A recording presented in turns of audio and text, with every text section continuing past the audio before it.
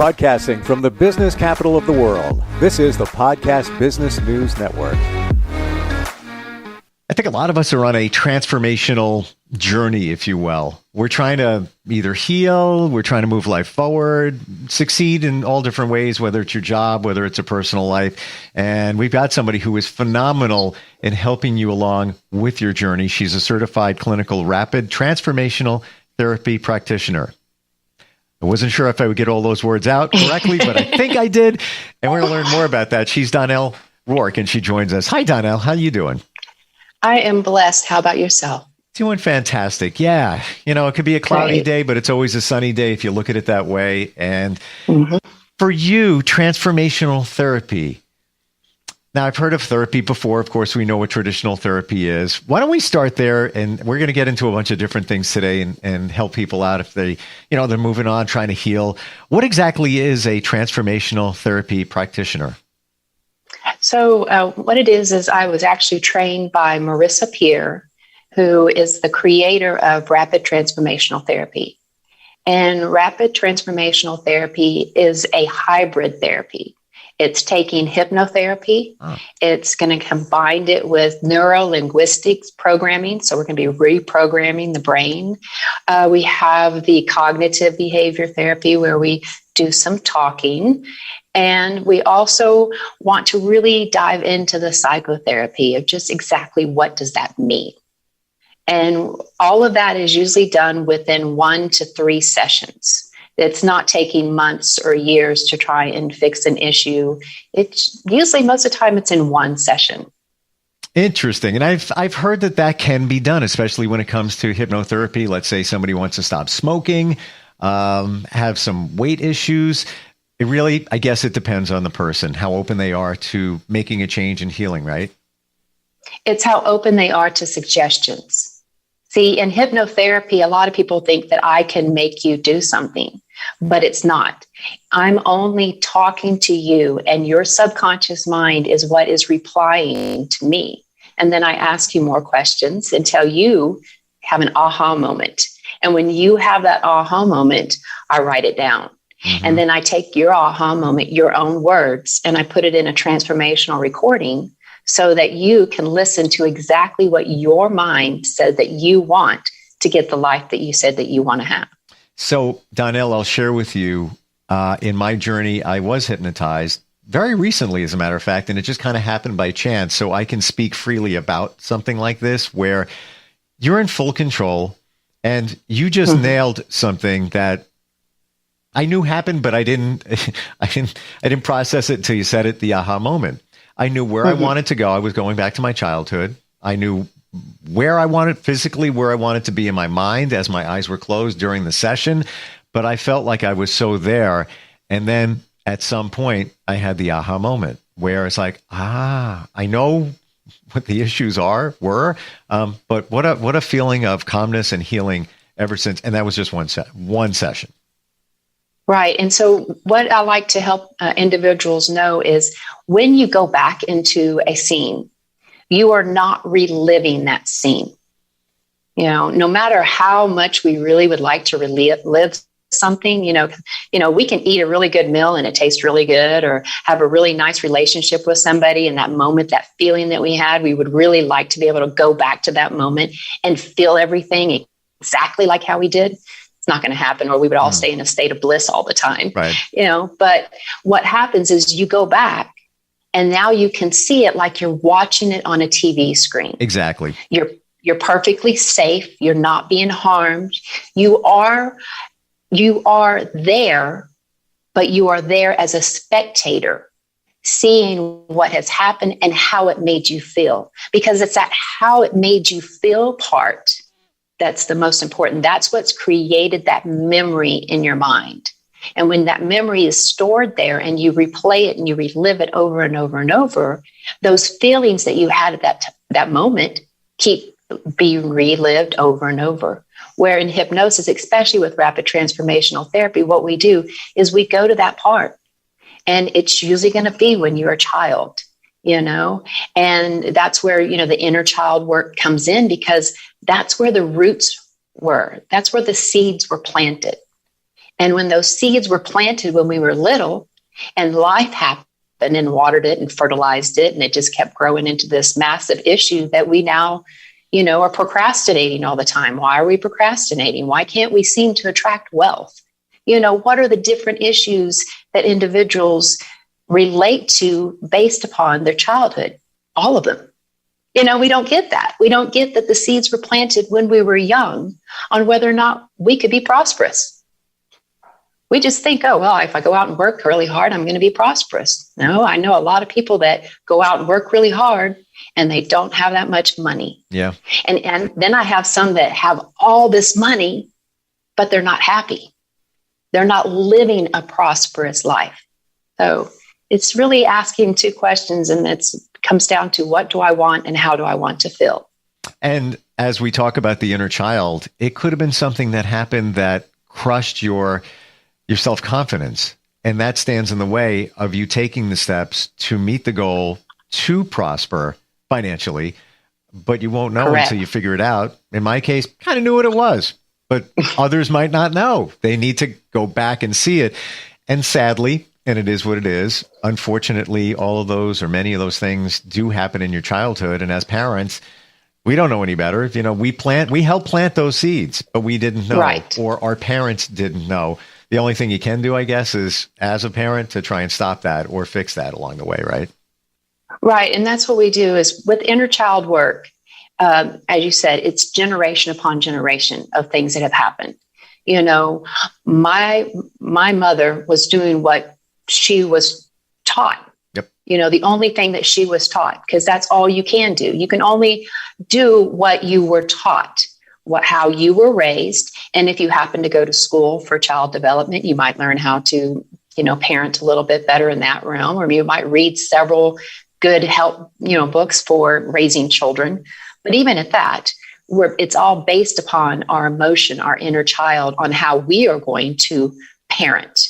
But what the inner child work really does is we are being our own parent. I am teaching my clients that when I work with you, what are the words that your parents or your grandparents or your teachers said or didn't say that has created the issue that's in you? Let's go on to finances. Let's say for finances, if you always heard in your household, oh, we can't afford that. Money doesn't grow on trees. If, we all heard that story. Well, back in my day, I used to walk in the snow barefoot, right. 10 miles, And, so you have all these issues that come from generation to generation because nobody is willing to say, no, I'm not going to let that be my destiny or the destiny of my children. So if you do the inner child work, you're actually going to start to dive into those areas where there is that hurt, where you didn't get that love, that attention, that feeling of safety that you really need and want. And so I teach you how to be your biggest cheerleader, how to look yourself in the mirror and say, hey, I like you. You're amazing. What a great person you are. Even if you just got up out of bed, if that's the only thing you did today, you got out of bed and you haven't been out of bed because you've just been sad and depressed for so long, good job. Tell yourself that. Find the good in yourself. Don't be a bully to yourself. We bully ourselves every time. How many times do we look in the mirror and find the things that are wrong with us instead of the things that are amazing? Mm-hmm. When you go and you look in the mirror and you just are constantly putting yourself down, come on. You expect the world to treat you with respect, but you don't. And that all comes back to that inner child because the world showed that child they weren't safe. What they wanted didn't matter, that they weren't enough just being who they were. They had to be like their sister or their brother. They had to be like another student in the room. So when you have a teacher who, even if they said, oh, look how smart you are, you always got to be smart. You're going to become that perfectionist because you always got to keep those standards because you like that feeling of being important. But guess what? You are important exactly the way you are. You were created just the way you are. You're not a mistake. Nobody was created by a mistake. And when we get that we have this purpose and we start being our own inner cheerleader and we start cheering ourselves on, that's what's going to move us in the direction of living the life that we love. Because when you live a life you love, you make decisions based upon what it is you want and how you want to feel. If not, you are just living a life based upon what the world is throwing at you. And the world is going to throw a lot of stuff at you. And you can either allow it to dictate how you feel, or you can decide for yourself, this is a moment. This thing happened to me for this moment. And this moment, I'm going to deal with that emotion. But once that moment's gone, let it go. You don't need to we replay the thing over and over and over in our head of what we could have done, what we should have done, or how we should have reacted. Unless that event is happening at that moment, no. Does that mean that you let somebody walk all over you and you just let it go? No. But you feel the emotion right then. Someone's, I'll throw my husband under the bus, when he and I are having a discussion and we're not really seeing eye to eye. I like to take a break, and I don't recommend just walking out of the door. No, just leaving your partner is not a good thing. You can even do it in front of them. Say, hey, I need a break. I need to go ahead and take 6 breaths, full, deep breaths in and out slowly. Do that 6 times. When you breathe in, say, what do I want? When you breathe out, say, how do I want to feel? By about the 4th, 5th, 6th one, the answers are usually the same for what I want. How do I want to feel? I want a loving relationship with my husband where I feel heard and respected. How do I want to feel? I want to feel at peace. I want to feel loved. I want to feel heard.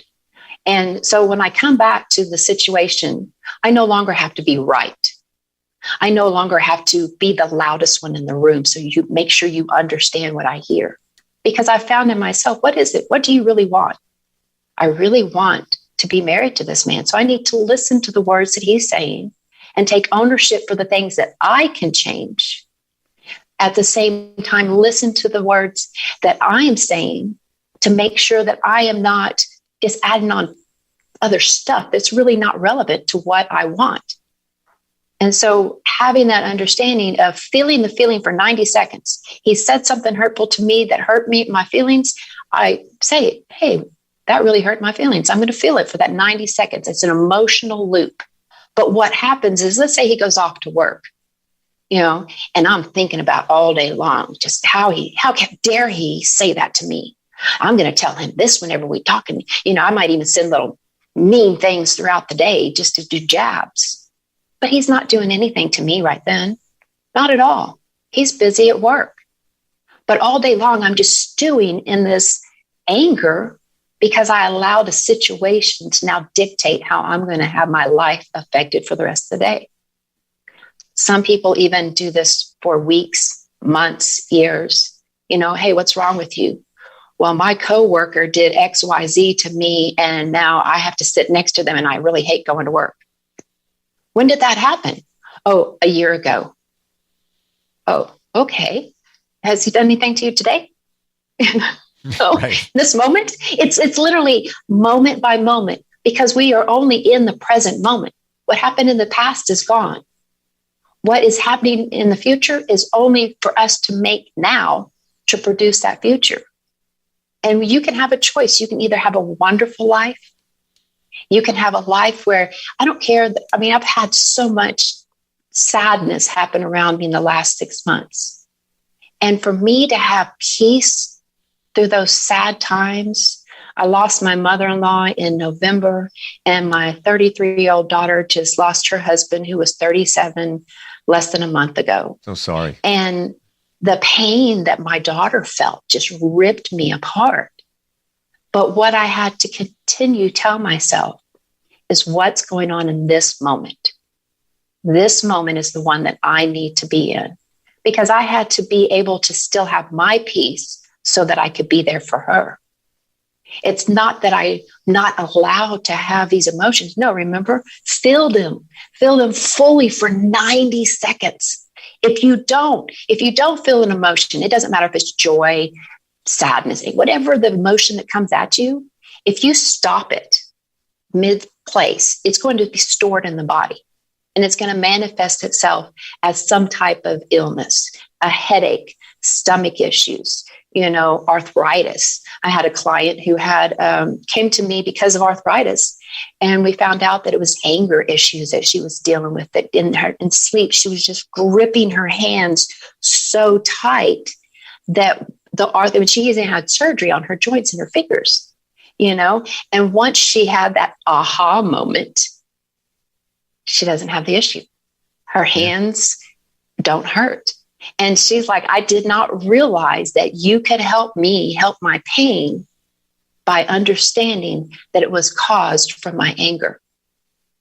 And I'm like, true. I didn't know it either. It's so true. Why, it's a cliche. Stress kills, because, and stress could come from any form. Could be anger, could be sadness, whatever it might be. It's bottled up and it's got to go somewhere. And also to your point, Donel, that you need to feel sadness and anger to feel happiness. You have to have all of them. Some people think, I just want to always be happy. I just want to always be happy. Well, you're not really living life. If you're always just happy, it's got to be all of those mixed together, right? Correct. You got to feel the emotion of now. Yeah. And watching a show and really allowing yourself to feel the emotion of the show when it's happening. If it's a wedding and it makes you cry, or if someone's saying something sweet, or even if someone says something and it makes you angry. Can't believe that person said that. It's like you have that, you can feel the emotion of now. But when you take that emotion of now and have it for weeks, months, years, that's when you are no longer living. You're just existing on emotions of yesterday. And eventually what happens is that emotion, because it's not really being circulated through, it's just being stored. Yep. Then you're going to have issues. And like I said, I'm one who has fought chronic illness for over 30 years. And I have found that having a change in mindset and also an understanding of how the body works has completely taken my life from being bedridden to now loving the life I live every moment of the day. Excited at what I'm going to do. You had an aha moment. Right? I did. Yeah. It's so profound. And for those things that we can't, and by the way, when we talk, I call it the emotional bucket. After a while, it's going to overflow. There's only so much that you can keep inside. But sometimes you need to go back to your inner child through hypnosis or some type of therapy to figure out what it is so you can deal with it. And in my journey, somebody said to me in the early part of my current journey, live in the moment. Why don't you live in the moment? And I didn't. I try to now, but it's because always looking toward the future. What happens when you look toward the future? You worry about things. Why are you worrying about things?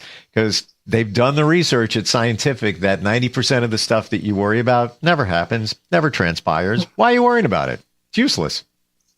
Correct. You can either have faith that it's going to happen, or you can have fear. And when you have fear that it's going to happen, you're suppressing it. You're keeping it down. It's not going to come to you. You're not attracting it. Yep. I want to attract happiness. I want to attract wealth. I want to attract friends and loved ones into my life. I'm not here to just try and woo-woo stuff and just say, I can help you. No, I want you and anybody who talks with me, listens to this, to understand it's in you. It's already there. You just have to have your own aha moment. And when you do, you're going to start to see your life as a gift. And when you notice that it's a gift that you can't wait to open every single day. You're excited to wake up for your day instead of dreading, got to get out of bed. Instead, just go, I love life. It's amazing. I can't wait for my day. So when you wake up, be gratitude. You have gratitude. Just say thankful. What are you thankful for? Once you're thankful, Oh, now ask yourself 2 questions. What is it that I want today? Be specific. And how do I want to feel? And then when you have those answers, go about your day with that. Now, you're going to be stuck in traffic at times. Somebody's going to say something mean or rude to you. That's, again, be in that moment. But the rest of your time is focused on the 2 things that you said that you wanted and how you wanted to feel, because then you will be in charge of your life instead of everyone else. Well, when that happens, let that moment go. And I'm a big proponent of the universe. You put out, you get back. Great example. That's right. Friday night, went into town, into our village here. Crazy busy. Just, I didn't think it would be that way so early in the season. Was meeting a couple of friends, just going to have dinner. And I'm driving around, can't find a space. And I was like, really? Come on. And I was like, bing, stop. I am going to find a space. Universe, can you please provide me with a space? Can I have one? It's going to be around the corner. Sure enough, not making it up. I make the turn around the corner of, the different rows of traffic. Guy's walking with his wife. He's like, over there. I'm like, yeah, thank you. Not only does that happen, there's a guy next to me with his small child and wife, and he's looking for a space. Somebody else is pulling out, and I look at him. I go, that one's mine, and that one's yours. We're like, yeah, great. Have a good time tonight. See, and that's the whole thing. When you believe and you expect it to happen, it does. Yeah. And that happens all the time for myself and my husband. We get the best parking.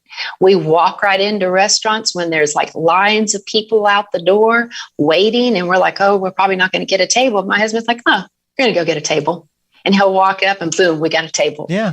And it's that belief that you can have what you want. Now, we're not going around being mean and fighting people and getting what we want. No, we allow the universe to give it to us. That's all it is. And it's so, is it nice? Yeah, it's just a reframe of your mind. And it's funny you should say that, because I had a situation happen yesterday, and it was a negative one in my life as part of my journey. I'm like, really? And I'm like, somebody didn't do the right thing. And I always say, just do the right thing. Whatever it is, just do the right thing.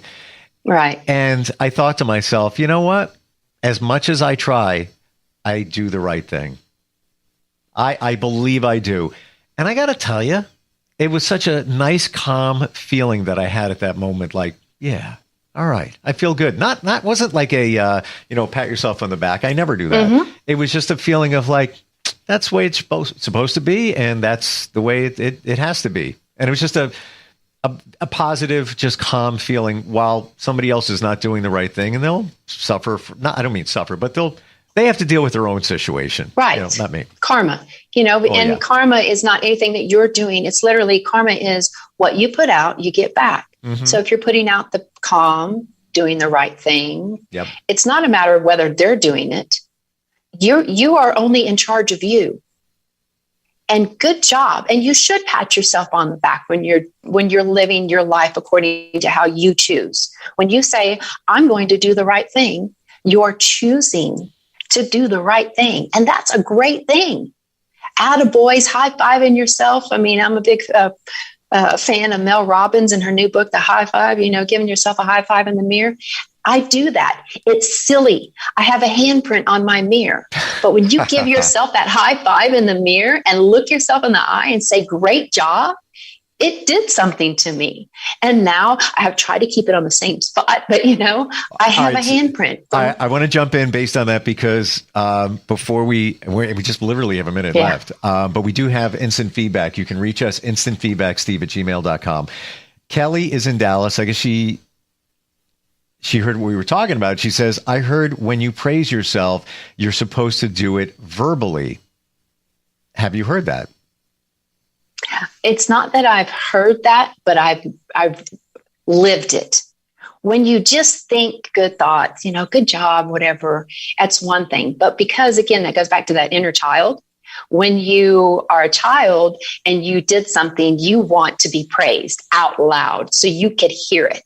And so when you do that same thing for you, you're being that parent that you wanted, that teacher, that coach. Mm-hmm. You're like, way to go. Good job. That's exactly what you're supposed to do. I'm so proud of you.